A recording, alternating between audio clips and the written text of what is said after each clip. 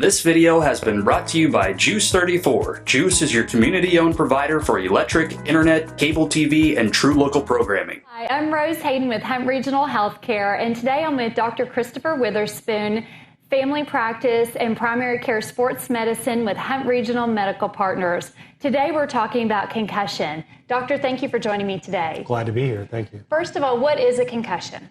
A concussion is a term used to describe a traumatic brain injury.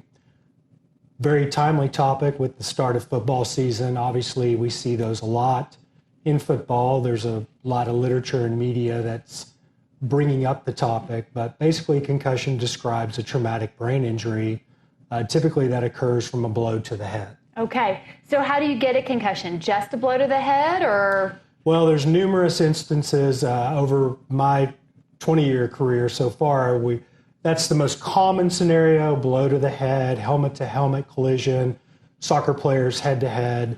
But you do have instances of just household accidents that occur, someone standing up in a closet in a small space and hitting their head. We even had an instance of someone out in West Texas that had a car door blow because of a heavy wind gust. Right. And it hit them in the head and caused concussion symptoms as well. So concussions can occur, obviously, in any kind of athletic situation, but you can also just see it in routine day-to-day activities as well. Very good. What are the symptoms? Symptoms, commonly headache, first and foremost. Almost everybody's going to complain of a headache. We hear a lot of nausea and or vomiting. Some people are just nauseated, some people vomit. Dizziness is a big one. We see balance and coordination problems, fogginess, like the person's in a cloud, they say. They say, I just feel like I'm out of it. There's other ones, but those are some of the more common ones that we see. Okay. Is there a test to determine if you've had a concussion? Well, I have a lot of folks ask that, and the best testing is when either athletic trainer or someone clinically trained to assess for concussion does a multi-step inventory. That certainly has advanced over the years. We've got better testing, better ways to evaluate for concussion, but there's not a blood test. There's not an imaging test yet. Now, there is some stuff in the literature coming out that says there are two very promising blood tests that may give us an early indication that some kind of brain injury has occurred, but those aren't widespread yet, but certainly exciting and maybe helps us do evaluations in the field and get a better assessment on an athlete that's injured. Absolutely. What are the treatments? If it's determined that somebody does have a concussion, what is the treatment? Well, first and foremost, it's just rest. There's a very close observation period that occurs usually in the first week, because a lot of times we'll see athletes very early, or anybody with a concussion that maybe has minor symptoms, and those can worsen over 48 to 72 hours. So there's a lot of close observation with either family members or friends, obviously athletic training staff for our athletes. And then after that window, typically we try to avoid loud noises, noisy environments, bright lights.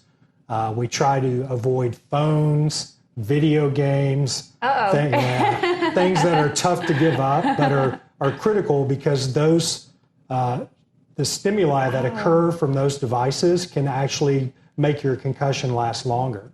And so it's very important that you avoid those kinds of visual things that can really make your concussion hang around longer than it needs to. What are the risks if you return to activities too soon?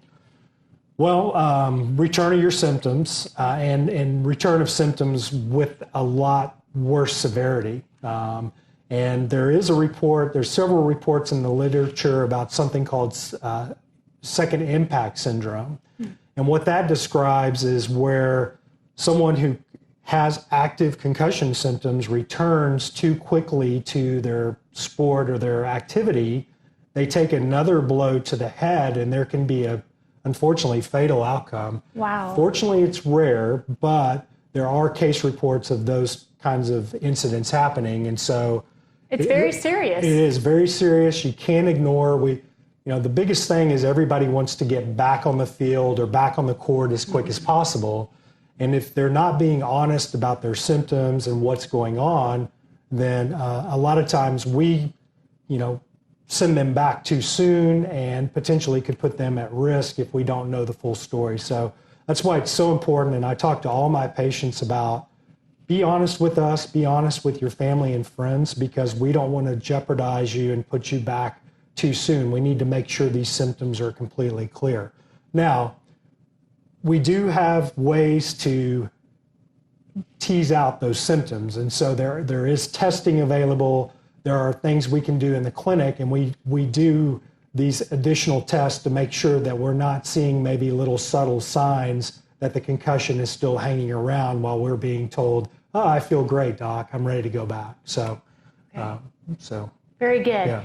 And are there increased risks if you've had more than one concussion? Absolutely, and that's unfortunate. Once you get that first concussion, your risk for recurrent concussion can go up. Second concussion leads to an easier third concussion. So those intervals are critical for rest, and that's why these studies that are coming out about how we return athletes to play really have validity, because if you follow those guidelines and make sure that the athlete does what they need to do, traditionally they're going to have a better long-term course. There's less risk of chronic traumatic brain injury, which is what you're seeing with all the movies now, that discuss these athletes that are in their 50s, 60s, and older that are having early dementia and other cognitive issues that we really think were related to recurrent concussions. And so, hopefully this leads to a better day for our younger athletes. Absolutely. Are there recommendations for how to prevent a concussion? What tips do you have? Well, obviously, wear a helmet in your sports. You see little practice things happen. Like there are instances where an athlete, a baseball player, didn't have a helmet on, and there was a foul ball that, unfortunately struck them in the head, or a bat gets loose and hits somebody, a coach. So anybody in that environment needs to really think about helmet safety. And sometimes you feel goofy putting a helmet on in that scenario, but it's really wise to do so because accidents do happen, and those are the types of things that can lead to head injuries. If you're trying a new sport, even cycling, something you think is simple, riding a bicycle, it's still smart to wear a helmet.